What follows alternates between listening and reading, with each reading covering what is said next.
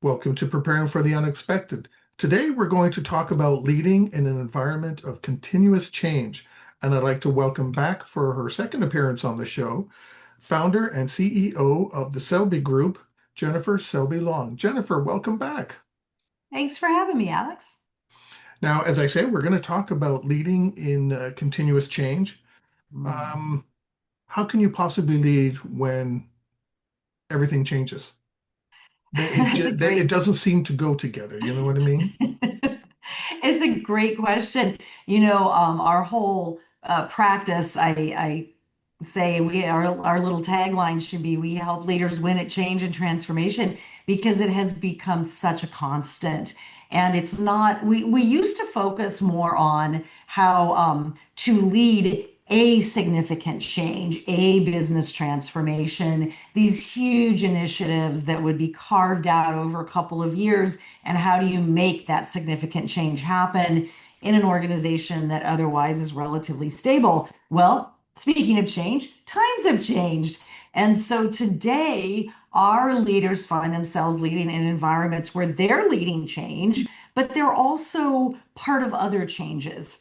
And things do seem to come up out of the blue. AI in particular has been a very significant disruptor and has changed not only the changes that our clients are leading, but has brought in others on either side of them that they need to attend to and they need to pay attention to.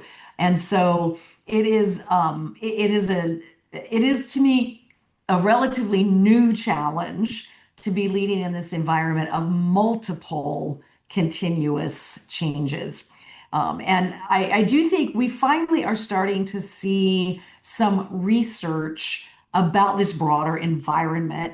And I'm super happy that to a large extent it supports what I notice, what I observe works. First and foremost, interestingly, I know we talked about the internal state and going to your own mind when we talked about resilience, but here we are again. Being able to cultivate a sense of calm in yourself is one of the most important things that you can do if you are leading in an environment of continuous change. Essentially, if you're calm, the people around you will stay calm, almost no matter what's coming at them. Interestingly, some people are so lucky they were born this way. Literally, they're naturally steady no matter how much pressure, no matter how much things are changing, no matter how much chaos. They're just born that way. I'm so happy for them. I'm maybe a little jealous, I admit, because the rest of us aren't born that way. We have to cultivate the calm.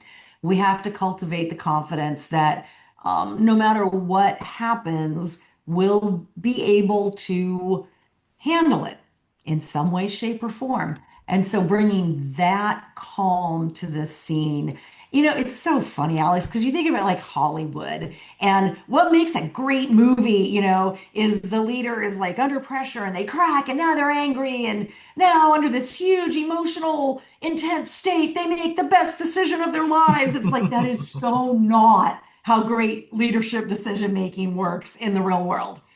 In the real world, it works when you're centered, when you're calm, right? When you've calmed yourself down. And so cultivating that groundedness, right? That stableness, being personally consistent for people is very important. And when I say consistent, I don't actually mean to a specific standard. I mean that people need to kind of know what to expect. So if you're that person who is a stickler, who is just really gonna pick at things, be that consistent, do that regularly. Don't let it go on some things and then be picky on others because you'll confuse people. So when the environment around them is changing a lot, some people are known for being compassionate. Well, be consistently compassionate, even as you're having to make and execute tough decisions, because as long as they know you are personally then providing that consistency. Humans all need a certain balance of some things that are novel and stimulating and new and different, and some things that are absolutely grounded and unchanging. I do think for a lot of leaders, now that we're talking about it, I do think a lot of leaders underestimate um, the degree of stability in their own lives vis-a-vis the lives of the people in their organizations. Most of our executive leaders, for example, are long married or partnered. Um, they have this tremendous stable home life. Um, and so when you have many of them have a faith that grounds them. We're not a faith-based organization. It's just we notice this among a lot of our leaders. And so when you have a lot of things, maybe you've lived in the same community for 30 years. And I find in our executives, we tend to have a lot of that stability in their lives, but it means that they're essentially equipped to handle a tremendous amount of dynamic chaos personally in the work environment. But when you think about everyone else in your organization, do they all have that same stability in their personal life? And that's not always true. And so I think as a leader, it behooves us to be sensitive to that fact and to maybe over rotate toward our own being as consistent personally as we can, to conveying that calm and that confidence to others as consistently that we can, and also to conveying your confidence that they can do it, that they can work within this environment, that they can handle it. When you lose faith, everybody follows you. Mhm. Everybody follows you. And so leadership is very, very much about humans. Everything else that you know as a leader is just table stakes. The human element is the element that makes the biggest difference. And everything changes. What's the saying? Change is the only Everything constant. changes. Change So, is the only constant. so how Yeah, does a leader then uh, be able to manage? Because you talked about internal change, so yeah, maybe a new line of business, a new product, or even sure. decommissioning something. Yes, Changing, reducing, cutting costs, whatever it may be. yeah, But then you said there are new influences now, like oh, look yeah. at the geopolitical risks and incidents that are going on Yes, around the globe. yes. There's so much change going on.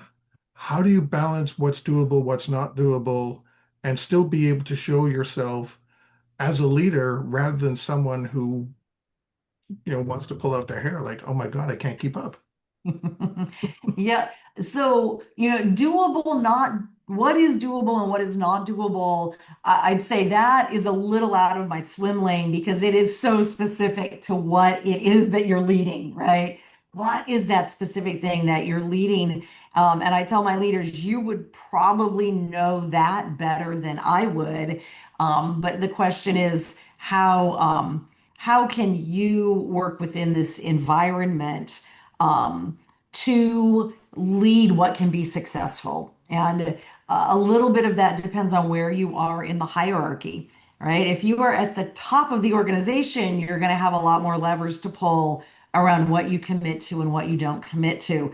As you move further down, at that VP level, you are tasked with executing what essentially your executive leadership team said needed to be done. And so that is always a balancing act of sorting through with your peers what can be done, how might we pull this off, and what is just so unrealistic that we would be unethical if we didn't raise it as an issue. And this is a push-pull. I will say it is very interesting when I work with the senior most leaders, they'll often say things like, well, I don't know why people didn't tell me this. And I say, well, you don't make it easy, right? You don't exactly invite it, because you keep forgetting that there's this thing called the hierarchy and you're at the top of it. It's very easy for leaders to forget that, and to forget that significant power differential. And so you really do need to, regardless of where you are, recognize the people below you are below you, and you wield a lot more power over them than vice versa. So it becomes pretty vital to dig, right, and to ensure that you're understanding where they're coming from, that you're nudging them to think a little differently where needed, and that you're really plugging into their concerns where needed. I will say one specific little tactical tip. Um, the largest percentage of the population temperamentally in pretty much the whole world is something known as the traditionalists or the stabilizers. And they often get stereotyped as change resistant. What they are is risk managers. They're natural protectors. And so if someone is interrogating you with a million questions about a change before they'll get on board, that is not the time to say, hey, just get on board. I need you to be more open-minded, because it's disrespecting their gift of risk mitigation, of trying to just manage this thing so that it can actually be successful. These are the people who will say, we tried something just like that. We tried it in 2007. Release date was April 24th. And they'll have these astounding memories for everything that went wrong. But if you stereotype them, you lose the gift, which is they de-risk you from yourself. And so you can actually, if you work, again, it's sort of like the martial arts, work with the energy, note all of the concerns and objections, work with them for which of these can we mitigate, which of these do we just have to live with, and take a deep breath. And how are we going to proceed in a way that gives us the greatest odds of success? I've noticed there seems to be a common theme in some of the things that you've been talking about, and that is communication. So, how Yeah. important is communication in leading during change? I mean, it can't be overstated how vital it is. And it can't be overstated how hard it is when you're leading an environment of constant change, multiple change.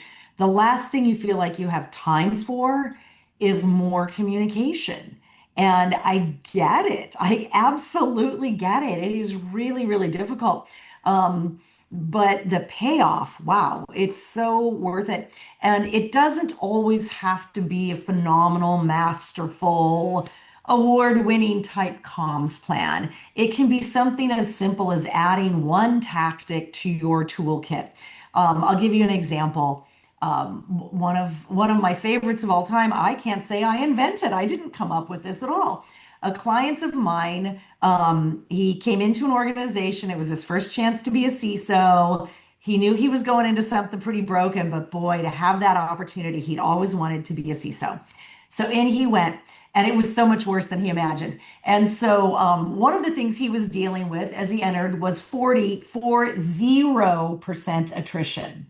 And, when you think about a typical organization, 12 is where people start to panic. He's at 40, right? And so one of the things he recognized was that people felt very discouraged and beaten down and unrecognized and invisible. And so he started something called the Friday Five. Every single Friday afternoon, no matter how many hours he'd worked, no matter how many late nights there had been, no matter how tired he was, he published an email that first went to his org, and it just said, Friday Five. Here's 5 things that these people accomplished this week, and I want to commend them, and here's the impact it had on the business. Friday Five. He continued the Friday Five the whole time that he was at this company, and it became kind of famous because then the people said, we want our stakeholders to get this. We want our business partners to get this. Okay, added them to the list. Pretty soon, this is something everybody in the company is looking forward to. Oh, it's the Friday Five. And so, you know, someone could reasonably say, well, that's not a strategy, that's a tactic. Exactly. Sometimes in change, all you need is one more tactic. You don't need a whole strategy. It's going to take you too much time. Just try a tactic. Don't be afraid to try it. See what happens. Give it a month. See how it goes. It doesn't have to be huge and it doesn't have to be time consuming. Right. Well, we're coming to the end of the segment. Again, Wow. time flies, doesn't it? It Just does. wondered, did you have any final thoughts you'd like to share about leading during constant change? In leading during constant change, we have just ample evidence that putting humans at the center of the change gives you a significant improvement in your odds of success. If the change is at a transformation level, it improves your odds of success from about 25% to 75%. Like it is a huge, huge difference. And so, even though I realize that's the hardest part, leading change is harder than managing it, go for it anyway. Focus your attention on the people. You won't regret it. On that note, we've come to the end of the segment. Jennifer, thank you so much for talking about leading during constant change. My pleasure.